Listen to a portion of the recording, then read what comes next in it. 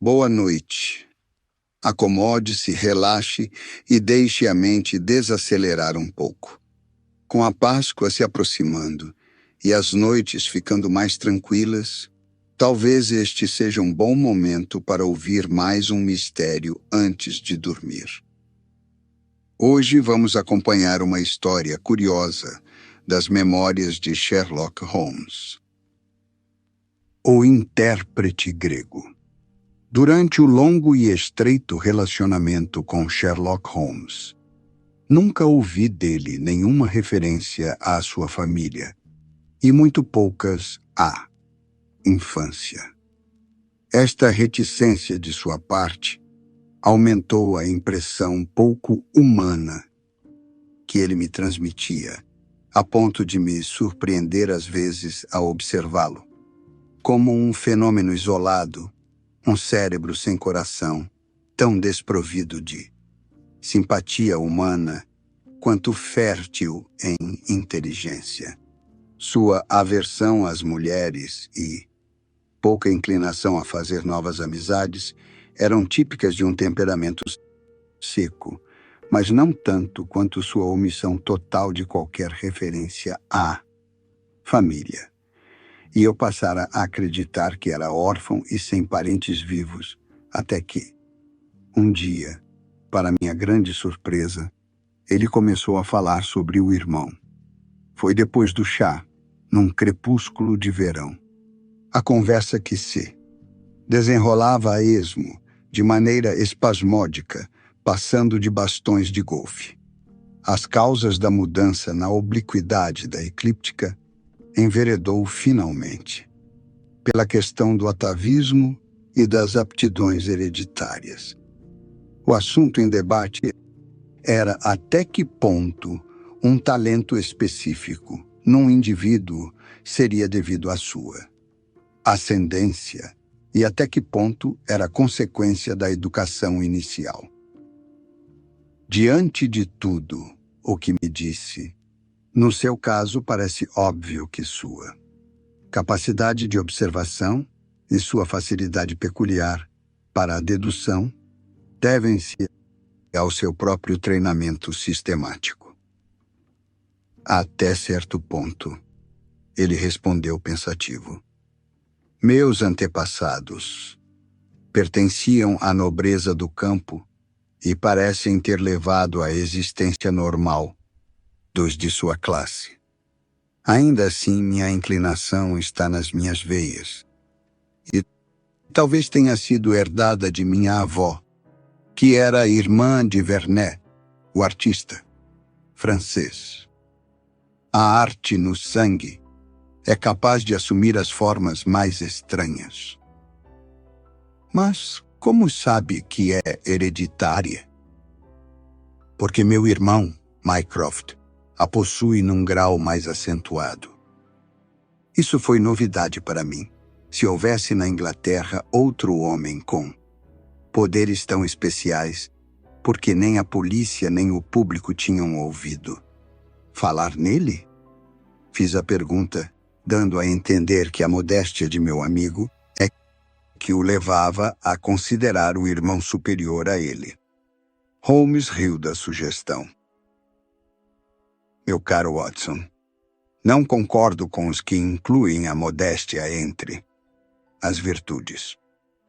Para o lógico, todas as coisas devem ser exatamente o que são.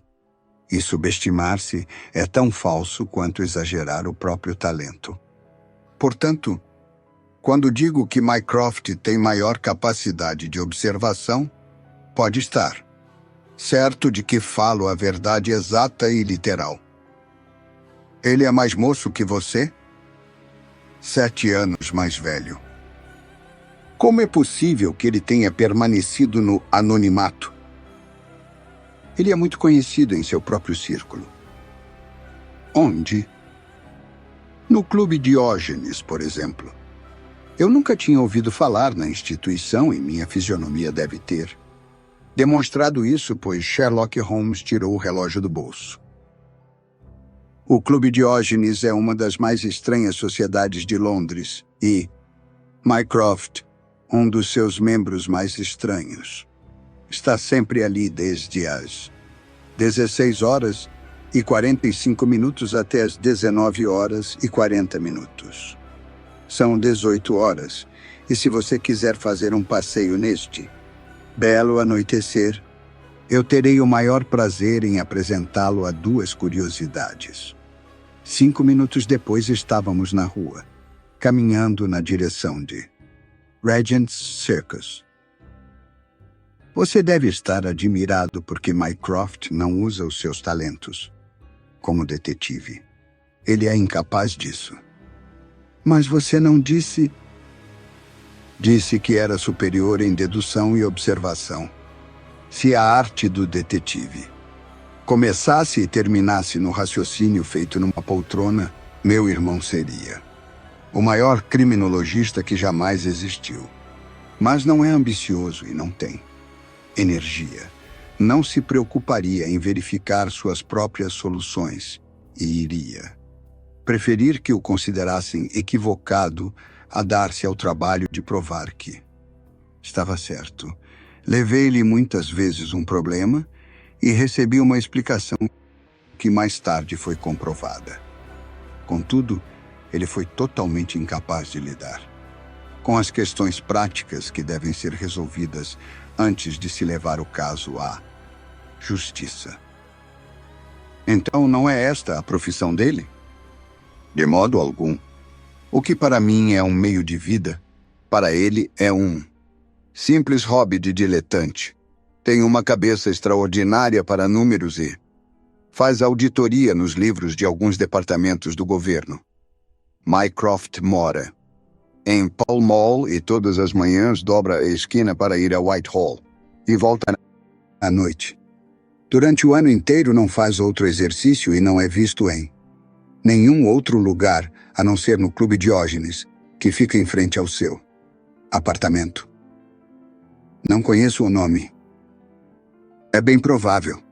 Há muitos homens em Londres que, por timidez ou por misantropia, rejeitam a companhia de seus semelhantes, mas não são avessos a poltronas confortáveis e às últimas edições dos jornais. Foi para servir a essas pessoas que foi fundado o Clube Diógenes. Ele agrupa os homens menos sociáveis e agrupáveis da cidade. Nenhum membro tem permissão de dar a mínima atenção a qualquer outro, exceto na sala dos estranhos. A conversa não é permitida em nenhuma circunstância. E se 3 transgressões a essa norma forem levadas ao conhecimento do comitê, o conversador fica sujeito à expulsão. Meu irmão é um dos fundadores e eu mesmo acho muito calmante a atmosfera do clube. Tínhamos chegado a Pall Mall enquanto conversávamos e enveredamos pela rua a partir de St. James. A certa distância do Carlton, Sherlock parou diante de uma porta e, fazendo sinal para que eu ficasse calado, me fez entrar no vestíbulo. Através do painel de vidro vi uma sala luxuosa onde um número considerável de homens lia os jornais, cada qual no seu canto. Holmes conduziu-me a um pequeno recinto que dava para Pall Mall e, ausentando-se por um instante, voltou com alguém que só poderia ser seu irmão. Mycroft Holmes era mais alto e vigoroso do que Sherlock. Seu corpo era robusto, mas o rosto, embora maciço, conservava algo da vivacidade de expressão tão notável em Sherlock. Os olhos, de um cinzento especialmente claro, pareciam manter aquela expressão distante, introspectiva, que eu observava-nos do meu amigo quando ele estava utilizando plenamente os seus talentos. É um prazer conhecê-lo, senhor, disse ele, estendendo a mão lisa, como a nadadeira de uma foca. Ouço falar de Sherlock em toda parte, desde que o senhor se tornou o biógrafo dele. E por falar nisso, Sherlock, esperava que você me consultasse na semana passada a respeito do caso. daquela mansão. Achei que seria difícil demais para você. Não, consegui resolvê-lo, disse meu amigo sorrindo. Foi Adams, naturalmente. Sim, foi Adams. Eu tinha certeza desde o início. Os dois sentaram-se perto da janela do clube. Este é o lugar ideal para quem quiser estudar a humanidade, observou Mycroft. Veja que tipos magníficos. Repare naqueles dois homens que estão caminhando na nossa direção, por exemplo. O marcador de bilhar e o outro. Exatamente. O que acha do outro? Os dois haviam parado diante da janela. Marcas de giz sobre o bolso do colete eram os únicos sinais de bilhar que notei num deles. O outro era um homem baixinho e moreno, chapéu inclinado para trás e vários pacotes debaixo do braço. Um velho soldado, parece-me, disse Sherlock. E recentemente reformado, observou o irmão. Serviu na Índia, pelo que vejo. Como oficial não comissionado. Artilharia real, imagino, disse Sherlock. E viúvo. Com filhos, meu caro rapaz. Com filhos. Ora, isso é demais. Protestei, rindo. Não é difícil dizer que um homem com aquele porte, expressão, autoritária e tez curtida de sol, é um soldado, mais que um soldado raso, e, recentemente, chegado da Índia. O fato de ter deixado o exército há pouco tempo é indicado por usar ainda botas de munição, como são chamadas, observou Mycroft. Não tem o andar do cavalariano, mas usava o chapéu inclinado para o lado, como demonstra a pele mais clara naquela parte do rosto. O peso indica que não podia ser sapador. Serviu na artilharia. E o luto fechado revela que perdeu alguém muito querido. O fato de estar fazendo compras indica que foi a mulher. Esteve comprando coisas para os filhos, como vê. Há um chocalho, o que mostra que um deles é muito pequeno. É provável que a mulher tenha morrido ao dar à luz. O fato de levar debaixo do braço um livro ilustrado indica que há uma outra. Caíram no casaco, agitando um grande lenço de seda vermelha. Sherlock, tenho algo bem ao seu estilo. Um problema singular que me foi apresentado. Não tive disposição para acompanhá-lo, a não ser de maneira muito superficial, mas deu-me uma base para especulações muito agradáveis. Se estiver interessado nos fatos, será um prazer, meu caro Mycroft. O irmão rabiscou um bilhete numa folha de seu caderninho de anotações e, tocando a campainha, entregou-o ao garçom. Pedi ao Sr. Melas que venha até aqui. Ele mora um andar acima do meu. Conheço-o ligeiramente. E por isso ele me procurou quando se viu em apuros. O Sr. Melas é de origem grega, segundo eu soube, e um linguista extraordinário. Ganha a vida como intérprete em tribunais e também como guia de orientais abastados que se hospedam nos hotéis da Northumberland Avenue. Vou deixar que ele conte à sua maneira a experiência extraordinária que viveu. Minutos depois apareceu um homem baixo e gordo, cuja tez morena e cabelos pretos indicavam sua origem sulina, embora seu modo de falar fosse o de um inglês culto. Trocou um caloroso aperto de mãos com Sherlock Holmes e seus olhos escuros cintilaram de prazer ao perceber que o especialista estava ansioso por ouvir a sua história. Não acho que a polícia acredite em mim, palavra, disse em tom lamentoso. Só porque nunca ouviram falar nisso, pensam que não possa existir. Mas eu não ficarei descansado enquanto não descobrir que fim levou o pobre homem com o rosto emplastrado de esparadrapo. Conte com minha total atenção, disse Sherlock. Hoje é a noite de quarta-feira, disse o Sr. Melas. Então, foi na segunda à noite, há 2 dias apenas, que tudo aconteceu. Sou intérprete, como o meu vizinho talvez tenha dito.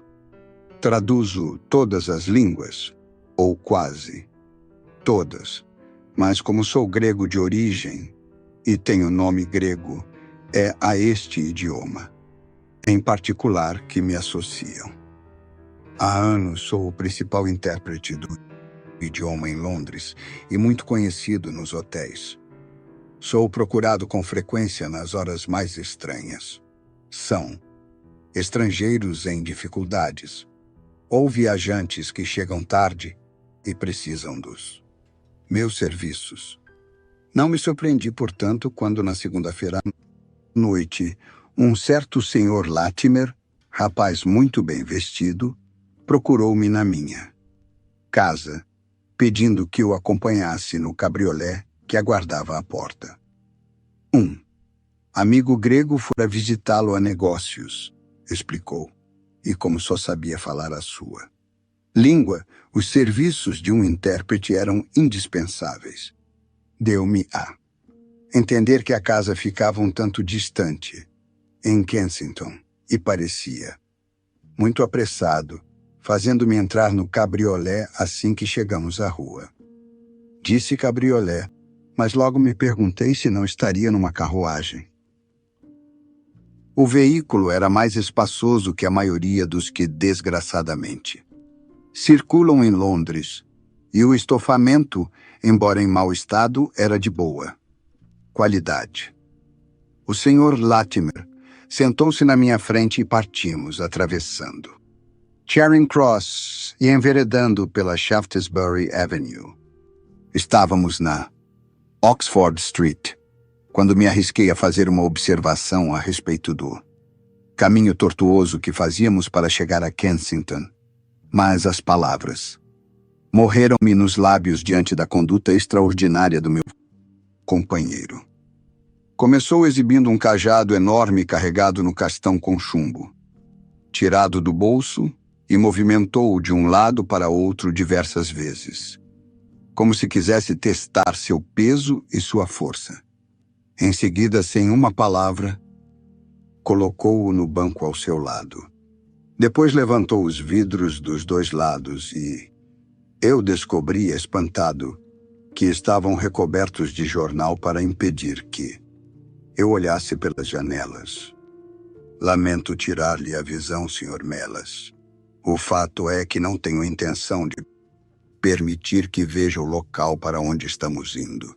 Seria inconveniente para mim se conseguisse encontrar novamente o caminho. Como imaginam, fiquei abismado ao ouvir essas palavras. Meu companheiro era um homem forte, de ombros largos, e mesmo sem a arma, eu não teria a menor chance se lutasse com ele. É uma conduta extraordinária, Sr. Latimer, gaguejei. Deve saber que o que está fazendo é totalmente ilegal. É uma liberdade que tomo sem dúvida, mas será compensado.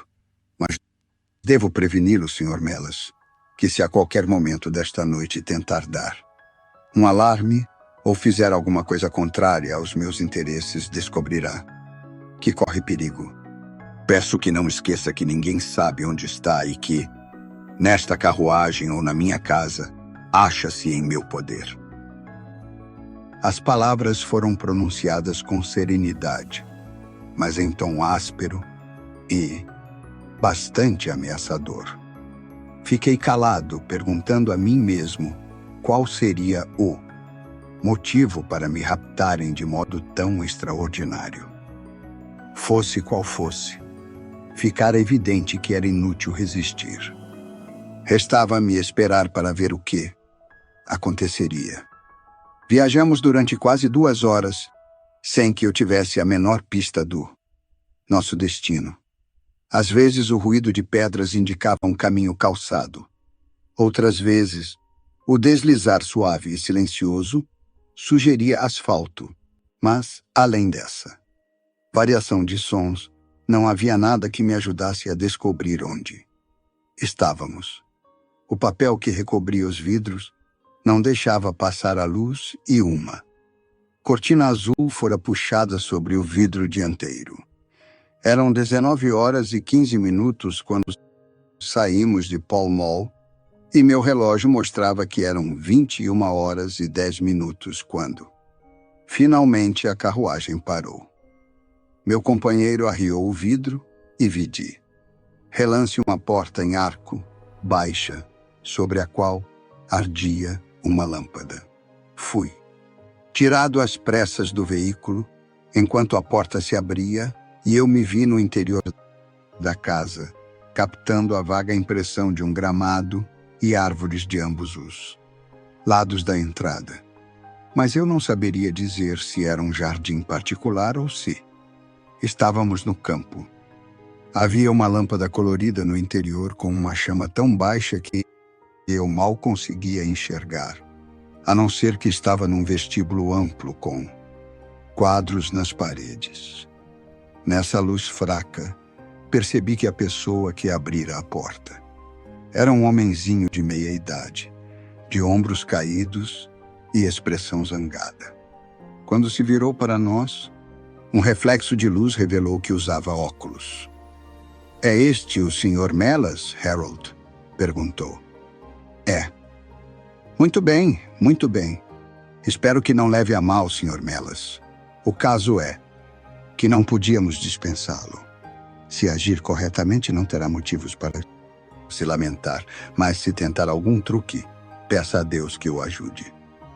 Falava aos arrancos, nervoso, frases entremeadas de risadinhas, mas deu-me a impressão de estar dominado pelo medo. "O que querem de mim?" perguntei. "Apenas que faça algumas perguntas a um senhor grego que está nos visitando e transmita as respostas dele. Mas não diga nada além do que lhe pedirem ou," nova risadinha nervosa, "lamentará o dia em que nasceu." Enquanto falava, abriu uma porta e levou-me a uma sala que parecia suntuosamente mobiliada, mas também estava iluminada por uma única lâmpada de chama bastante reduzida. A peça era ampla e o fato de meus pés afundarem nos tapetes indicava sua riqueza. Vi de relance poltronas forradas de veludo, uma lareira alta de mármore branco, junto à qual havia uma armadura que me pareceu japonesa. Sob a lâmpada havia uma cadeira, e o senhor idoso fez sinal para que eu me sentasse. O rapaz desapareceu e voltou de repente por outra porta, trazendo um homem vestido com uma espécie de roupão solto que se aproximou lentamente de nós. Quando entrou no círculo de luz que me permitia vê-lo com mais nitidez, estremeci de horror. Estava extremamente pálido e magro, e tinha os olhos saltados e brilhantes de alguém cuja energia interior ultrapassa as forças físicas. Mas o que me chocou, além dos sinais de fraqueza, foi o rosto grotescamente recoberto de esparadrapo, com uma faixa larga tapando-lhe a boca. "Trouxe a lousa, Harold?" perguntou o velho, enquanto aquele estranho personagem deixou-se cair numa cadeira. "As mãos estão soltas. Dê-lhe-o lápis. O senhor fará as perguntas, Sr. Mellas, e ele escreverá as respostas. Pergunte primeiro se está disposto a assinar os papéis. Os olhos do homem cintilaram enfurecidos. Nunca, escreveu em grego na lousa. Sob nenhuma condição? Perguntei, a pedido do nosso tirano. Somente se eu a vir casada na minha presença por um sacerdote grego, que eu conheça. O homem soltou uma risadinha venenosa. Nesse caso, sabe o que o aguarda? Não importa o que possa me acontecer. Estes são exemplos das perguntas e respostas que constituíram a nossa estranha conversa meio falada e meio escrita. Pediram-me que perguntasse várias vezes se ele assinaria o documento e recebi sempre a mesma resposta, indignada. Mas logo ocorreu-me uma ideia feliz.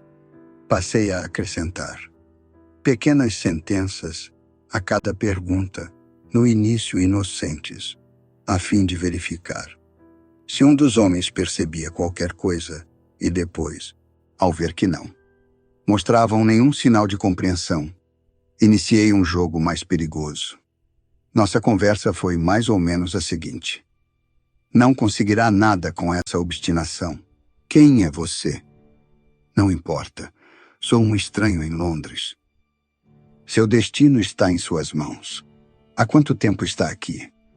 Não importa. 3 semanas. Esta propriedade jamais será sua. Qual é o seu problema? Não cairá nas mãos de bandidos. Estão me matando de fome. Sairá daqui em liberdade se assinar. Que casa é esta? Não assinarei jamais. Não sei. Não está fazendo nenhum favor a ela. Como se chama? Quero ouvir a resposta diretamente dela. Cratídes. Poderá vê-la se assinar. De onde veio? Então, nunca mais tornarei a vê-la. Atenas. Mais 5 minutos, Sr. Holmes, e eu obteria toda a história na cara dos homens. A minha pergunta seguinte teria esclarecido a questão, mas naquele instante a porta se abriu e uma mulher entrou na sala. Não a vi com nitidez suficiente, mas sei que era alta e graciosa, de cabelos pretos e vestia uma espécie de bata branca flutuante. Harold, não aguentei mais. Ela falava inglês com sotaque. Fico tão solitária lá em cima, somente com... Oh, meu Deus, é Paul. As últimas palavras foram pronunciadas em grego. No mesmo instante, o homem, num esforço supremo, arrancou o esparadrapo da boca e, gritando, Sophie! Sophie! Correu a abraçá-la. Mas o abraço durou apenas um instante, pois o rapaz agarrou a mulher e arrastou-a para fora da sala, enquanto o mais velho facilmente dominava a vítima enfraquecida, arrastando-a para a outra porta. Vendo-me sozinho por um instante na sala, levantei-me com a vaga ideia de obter uma pista a respeito da casa onde estava.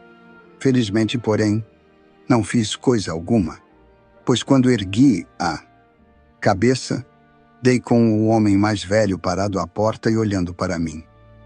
Quieto, Sr. Melas. Deve ter percebido que lhe permitimos tomar conhecimento de assunto muito particular. Não o teríamos incomodado se o nosso amigo que fala grego e iniciou as negociações não fosse obrigado a voltar para o Oriente. Era necessário encontrar alguém para substituí-lo e ficamos sabendo dos seus talentos. Inclinei-me.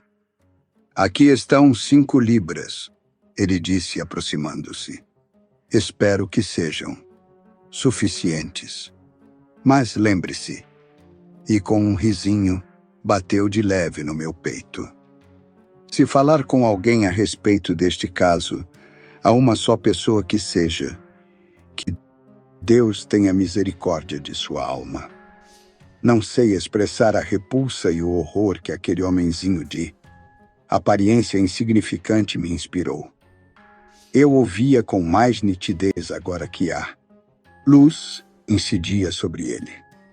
Tinha traços aquilinos, tez pálida, barba curta e pontuda, desgrenhada e maltratada.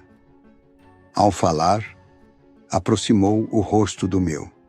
Seus lábios e pálpebras estavam em contínuo movimento, como os de alguém que sofresse da doença de São Guido.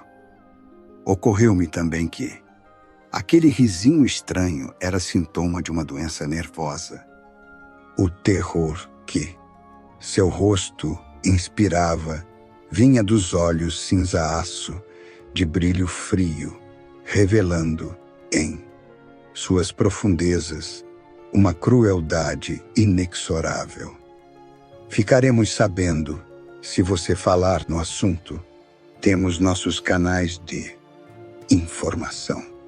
A carruagem está à sua espera e meu amigo o acompanhará. Fizeram-me atravessar às pressas o vestíbulo e entrar no veículo, e nessa ora pude ver de relance as árvores de um jardim. O Sr. Latimer seguiu-me de perto e sentou-se na minha frente, sem pronunciar uma palavra. Percorremos em silêncio a distância interminável, vidros fechados, até que, finalmente, pouco depois da meia-noite, a carruagem parou. "Salte aqui, Sr. Melas", disse o meu companheiro. "Lamento deixá-lo tão longe de sua casa, mas não há alternativa. Qualquer tentativa sua de seguir a carruagem resultará em dano para a sua pessoa." Abriu a porta e mal tive tempo de saltar, pois o cocheiro chicoteou o cavalo e o veículo se afastou ruidosamente. Olhei em torno, espantado. Estava numa espécie de descampado coberto de arbustos de tojo. Ao longe, estendia-se uma fileira de casas. Uma luz brilhava aqui e ali nos pavimentos superiores. Do lado oposto, vi os sinais vermelhos de uma estrada de ferro. A carruagem já havia desaparecido. Olhei em volta perguntando a mim mesmo onde estaria quando percebi que alguém se aproximava na escuridão. Quando estava perto, vi que se tratava de um carregador da estrada de ferro. "Pode me dizer que lugar é este?" perguntei. "Wandsworth Common", respondeu. "Posso pegar algum trem para a cidade?" "Se caminhar cerca de 1,5 quilômetro, chegará a Clapham Junction a tempo de pegar o último trem para Victoria." Foi assim que terminou a minha aventura, Sr. Holmes. Não sei onde estive ou com quem falei, nada sei além do que acabo de contar. Mas sei que há algo de muito torpe e quero ajudar aquele infeliz, se for possível. Contei a história ao Sr. Mycroft Holmes na manhã seguinte, e mais tarde à polícia. Ficamos em silêncio por algum tempo, depois de ouvir essa narrativa extraordinária. E então Sherlock olhou para o irmão. "Alguma providência?" perguntou. Mycroft pegou o Daily News, que estava uma mesinha. "Quem puder fornecer qualquer informação sobre o paradeiro de um senhor grego chamado Paul Cratides, de Atenas, e que não fala inglês, receberá uma recompensa. Recompensa similar será entregue a quem der informações referentes a uma senhora grega, cujo primeiro nome é Sophie, X 2473. Foi publicado em todos os jornais. Não houve resposta." "E a alegação da Grécia?" "Já indaguei. Não sabem de nada." "Um telegrama ao chefe de polícia de Atenas, então?" Sherlock concentrou toda a energia da família. Comentou Mycroft, virando-se para mim. "Fique com o caso e avise-me se conseguir algum resultado." "Combinado", disse meu amigo, levantando-se. "Eu me comunicarei com você e também com o Sr. Melas. Mas, se eu fosse o senhor, ficaria bastante alerta, pois devem saber pelos anúncios que os traiu. Enquanto caminhávamos para casa, Holmes entrou numa agência dos telégrafos e enviou vários telegramas. Nosso serão não foi desperdiçado, Watson, observou. Alguns dos meus casos mais interessantes chegaram-me por intermédio de Mycroft. O problema que acabamos de ouvir, embora só possa admitir uma explicação, tem características singulares. Espera solucioná-lo? Sabemos tanta coisa a respeito que seria estranho se não descobríssemos o resto. Você mesmo já deve ter elaborado alguma teoria que explique os fatos que acabamos de ouvir. Sim, uma teoria vaga. Qual é a sua ideia? Parece óbvio que a moça grega foi sequestrada pelo jovem inglês, chamado Harold Latimer. Sequestrada onde? Atenas, talvez. Sherlock Holmes meneou a cabeça. O rapaz não falava uma só palavra de grego. A moça falava inglês, razoavelmente, donde se deduz que estava na Inglaterra havia algum tempo, e que ele não esteve na Grécia. Então, presume-se que ela veio uma vez em visita à Inglaterra e que Harold a convenceu a fugir com ele. Isso é mais provável. Então o irmão, pois creio que esse é o parentesco, veio da Grécia para interferir. Imprudentemente, colocou-se à mercê do rapaz e de seu sócio mais velho. Agarraram-no e usaram de violência para obrigá-lo a assinar papéis que transferiam para o nome deles a fortuna da moça, da qual ele deve ser o administrador. Ele se recusa a assinar. Para negociar, precisam de um intérprete e se apoderam do pobre senhor. Melas, depois de usar outra. Pessoa. A moça não é informada da chegada do irmão e fica sabendo por mero acaso. Excelente, Watson, exclamou Holmes. Creio que não está muito longe da verdade. Temos todas as cartas na mão e só devemos temer algum ato repentino de violência por parte deles. Se nos derem tempo, nós os pegaremos. Mas como encontraremos a casa? Se nossas conjecturas estiverem corretas, o nome da moça é, ou era, Sophie Cratides. Não será difícil encontrá-la. É a nossa maior esperança, pois o irmão, naturalmente, não passa de um completo estranho. Claro que, se passou algum tempo desde que esse Harold travou relações com a moça. Semanas, pelo menos, até o irmão saber na Grécia e vir para cá. Se os jovens estavam vivendo juntos nesse período, é provável que obtenhamos alguma resposta ao anúncio de Mycroft. Enquanto conversávamos, chegamos à nossa casa, na Baker Street. Holmes subiu na frente e, ao abrir a porta da sala, soltou uma exclamação de surpresa. Olhando por cima do ombro dele, levei um susto igual. Mycroft estava sentado numa poltrona, fumando. Entre, Sherlock. Entre, senhor. Falou tranquilo, sorrindo diante da nossa surpresa. Não esperava tanta energia de minha parte, não é, Sherlock? Mas este caso me atrai. Como veio até aqui? Passei por vocês num cabriolé. Aconteceu alguma coisa? Recebi uma resposta ao meu anúncio. Ah! Chegou alguns minutos depois que saíram. E que dizia? Mycroft Holmes tirou do bolso um papel. Aqui está, escrita com pena sobre papel creme, por um homem de meia idade e constituição franzina. Senhor, diz ele, em resposta ao seu anúncio de hoje, quero informar que conheço muito bem a senhora em questão. Se quiser me visitar, eu lhe darei alguns detalhes de sua dolorosa história.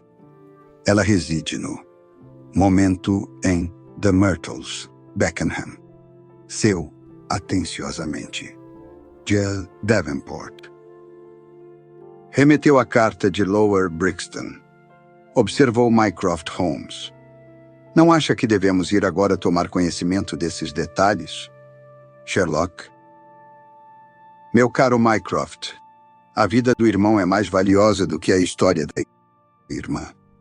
Creio que devemos ir a Scotland Yard procurar o inspetor Gregson e seguir direto para Beckenham.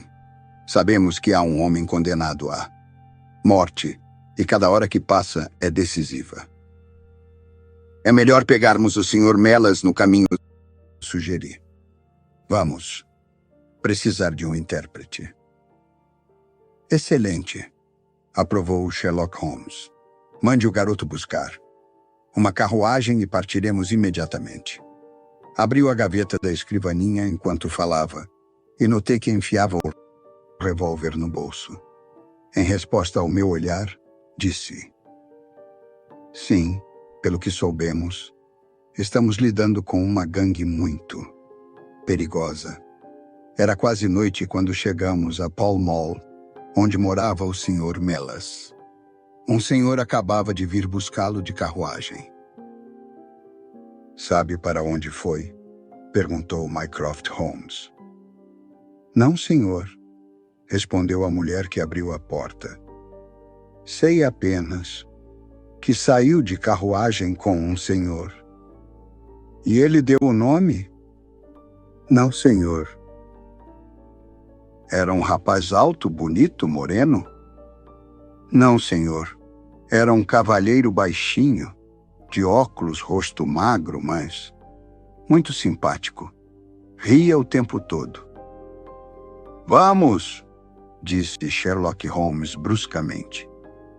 O caso está ficando sério, observou enquanto nos dirigíamos a Scotland Yard. Aquela gente sequestrou Melas de novo. Ele é um homem sem coragem. Física, como eles sabem pela experiência da noite passada. O bandido conseguiu aterrorizá-lo com sua simples presença. Querem, sem dúvida, seus serviços profissionais, mas depois de usá-lo, vão querer castigá-lo pelo que devem considerar uma traição. Nossa esperança era que, tomando o trem, pudéssemos chegar a Beckenham tão depressa ou mais que de carruagem.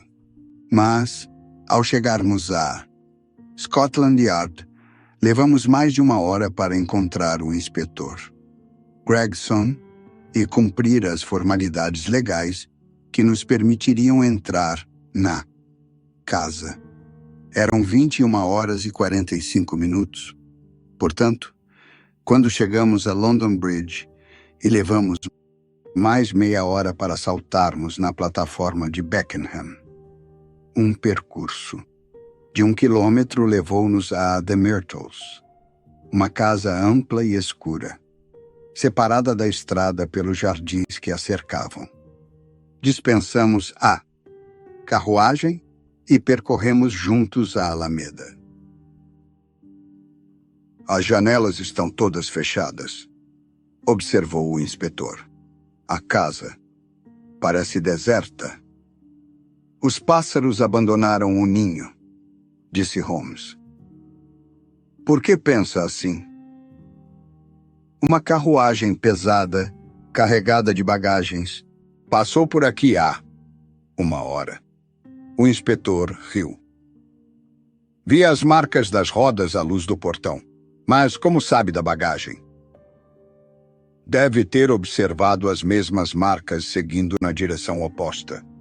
Mas as que saem são bem mais profundas, a ponto de podermos dizer com certeza que o veículo levava um peso considerável.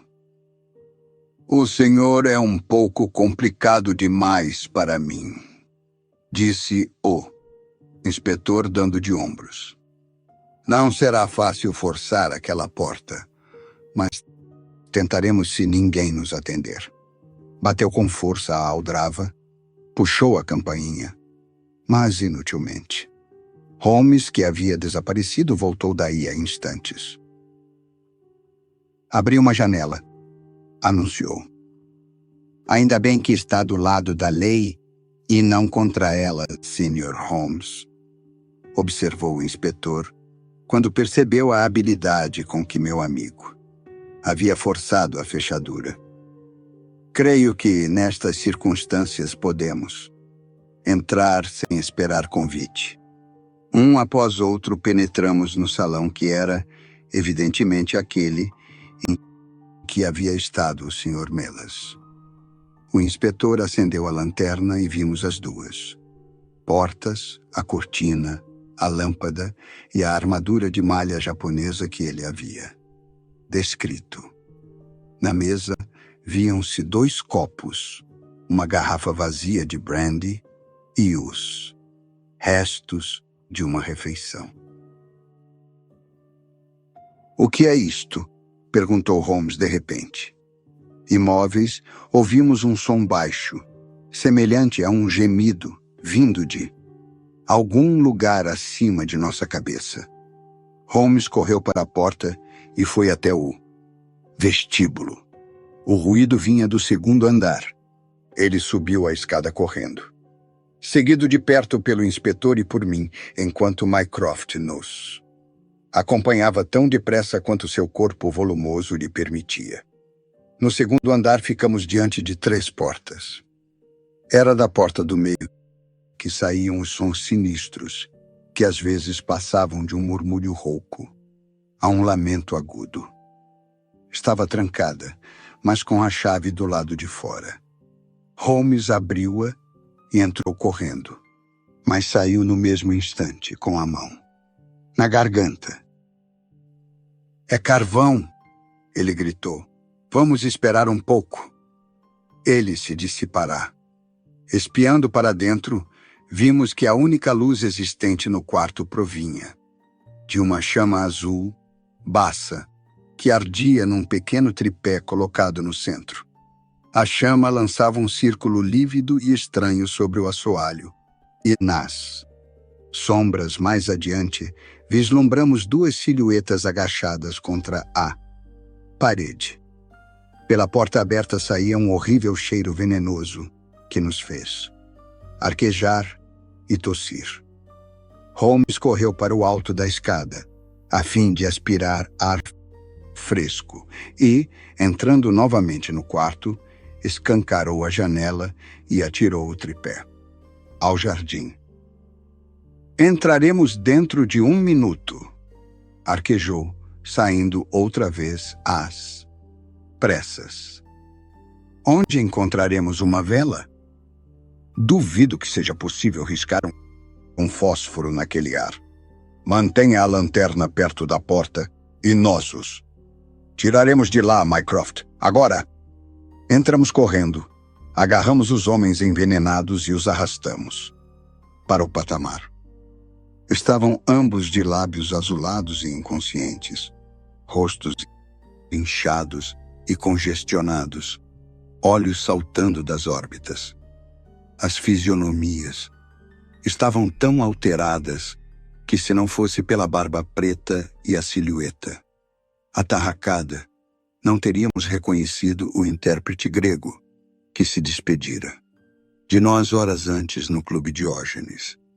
Tinha mãos e pés amarrados e sobre um olho havia marcas de um golpe violento.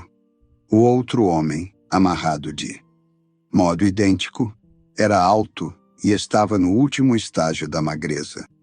Tinha no rosto várias marcas de esparadrapo formando um desenho grotesco. Parou de gemer quando o deitamos no chão e uma olhada de relance para ele mostrou-me que, pelo menos no seu caso, havíamos chegado tarde demais. O Sr. Melas, porém, estava vivo e, em menos de 1 hora, com a ajuda de amônia e brandy, Tive a satisfação de vê-lo abrir os olhos e saber que minha mão o havia trazido de volta do vale sombrio, onde todos os caminhos se encontram. A história que ele contou foi simples e confirmou as minhas deduções. O visitante, ao entrar em casa, havia tirado da manga um punhal, aterrorizando-o de tal modo, com a ideia de morte instantânea e inevitável, que fora fácil sequestrá-lo pela segunda vez. De fato, era quase hipnótico o efeito que o bandido, cheio de risos, exercera sobre o infeliz linguista, pois só falava nele de mãos trêmulas e faces pálidas. Fora levado rapidamente a Beckenham, atuando como intérprete na segunda entrevista, mais dramática, ainda que a primeira. Os dois ingleses ameaçaram o prisioneiro de morte imediata se ele não concordasse com suas exigências. Finalmente, vendo-o indiferente a todas as ameaças, jogaram-no de volta à prisão. Depois de acusarem Melas de traição por causa dos anúncios publicados em todos os jornais, tinham-no atordoado com um golpe de bengala. Ele não se lembrava de mais nada até nos ver inclinados sobre ele. Este foi o caso estranho do intérprete grego, cuja explicação continua. Envolta em certo mistério, conseguimos descobrir, comunicando-nos com o senhor que respondeu ao anúncio, que a infeliz senhora pertencia a uma rica família grega e que estava na Inglaterra em visita a amigos. Nessa ocasião, conhecera um rapaz chamado Harold Latimer, que exercera tamanha influência sobre ela a ponto de convencê-la a fugir com ele. Os amigos, escandalizados com o fato, tinham se limitado a informar o irmão em Atenas e lavado as mãos. O irmão, chegando à Inglaterra, cometera a imprudência de se colocar à mercê de Latimer e de seu sócio, chamado Wilson Kemp, um homem de péssimos antecedentes. Os dois, ao descobrirem que, por ignorar o idioma, ele estava indefeso em suas mãos, mantiveram-no prisioneiro, tentando por meio de violência e de fome obrigá-lo a ceder-lhes os bens dele próprio e da irmã. Mantinham-no na casa sem o conhecimento da moça, e o esparadrapo no rosto tinha o objetivo de dificultar sua identificação, caso ela chegasse a vê-lo. Mas a percepção feminina reconhecera-o imediatamente através do disfarce, quando, por ocasião da visita do intérprete, encontrara-o pela primeira vez. Mas a pobre moça também era prisioneira, pois não havia mais ninguém na casa, exceto o empregado que servia de cocheiro e sua mulher, ambos instrumentos dos conspiradores. Ao verem que o segredo fora revelado e que o prisioneiro não seria coagido, os dois bandidos, levando a moça, abandonaram em poucas horas a casa alugada, depois de se vingarem, segundo julgavam, do homem que os havia desafiado e daquele que os traíra. Meses depois, recebemos de Budapeste um estranho recorte de jornal. Dizia que 2 ingleses que viajavam com uma mulher haviam morrido de maneira trágica, ambos apunhalados. A polícia húngara achava que haviam brigado e infligido, um ao outro, ferimentos mortais. Holmes, contudo, tinha uma opinião diferente. E afirma, até hoje, que se conseguíssemos encontrar a moça grega, saberíamos como haviam sido vingados os males feitos a ela e ao irmão. E assim termina mais um dos casos de Sherlock Holmes. Espero que esta história tenha acompanhado bem o seu momento de descanso nesta noite. Boa noite e até o próximo conto.